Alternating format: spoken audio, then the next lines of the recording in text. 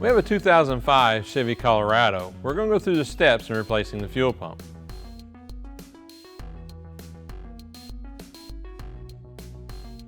We'll start by bleeding the pressure off the system using our pressure relief valve on our gauge. Be sure and capture the fuel into a safe container. Before beginning any repair, disconnect the negative battery cable. In order to do a proper fuel pump replacement, we need to clean the inside of the tank, and that will require the removal of the tank. To gain access to the fuel filler line and vent hose, remove the left rear inner fender.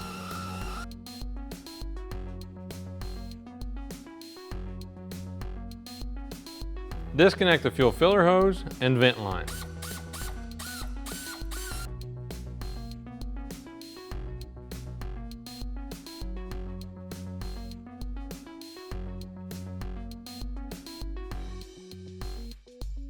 At the rear of the tank, disconnect the emissions line.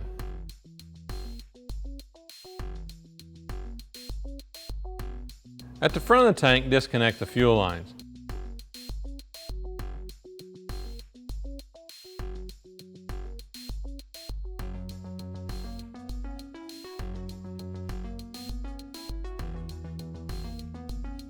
Be sure and capture any residual fuel into a safe container.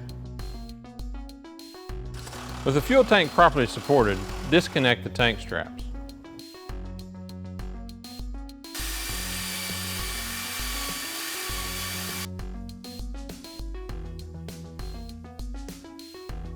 Partially lower the fuel tank and disconnect the electrical connections.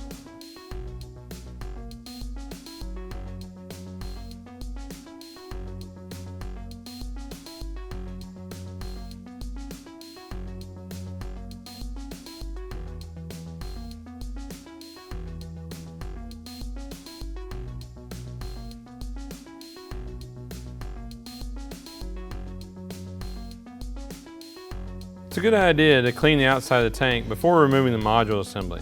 This will keep any excessive debris from getting in the tank. Disconnect the emissions line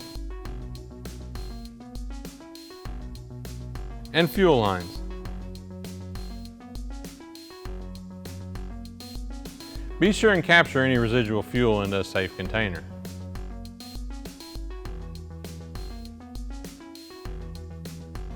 Using a non-ferrous brass punch, remove the locking ring by turning it counterclockwise. Inspect the locking ring, making sure it's not damaged in any way that would hinder its reuse. As you remove the module from the tank, keep in mind there's a reservoir that will hold residual fuel. Be sure and capture this into a safe container. At this point, we need to drain the remaining fuel into a safe container and clean the inside of the tank. Having a clean environment for the fuel pump to operate in will extend the life of the pump.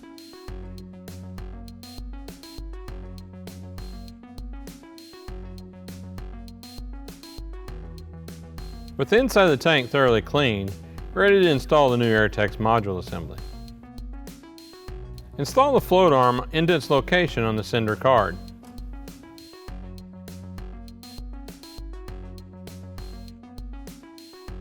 Place the seal into position and lower the module into the tank.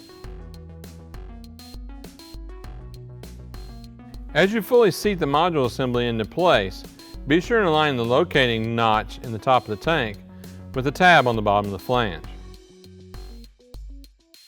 Install the locking ring turning it clockwise. It's always a good idea to replace the fuel filter whenever replacing the fuel pump.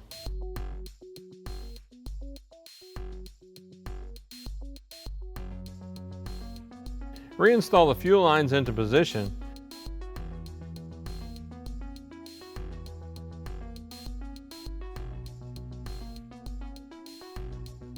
and reconnect the emissions line.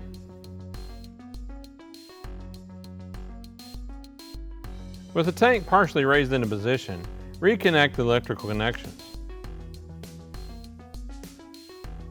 Be sure and install the safety retainer.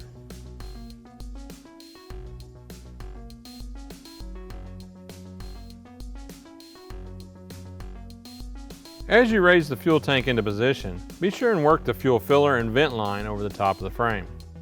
With the tank fully raised into position, reconnect the tank strap. Connect the fuel lines and emissions line. Connect the fuel filler and vent line.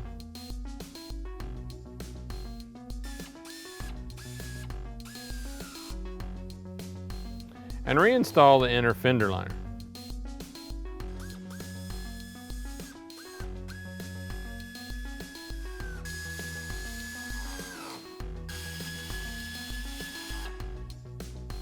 With the repair complete, reattach the negative battery cable.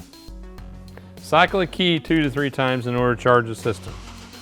Start the vehicle and monitor fuel pressure, making sure it's within vehicle specifications.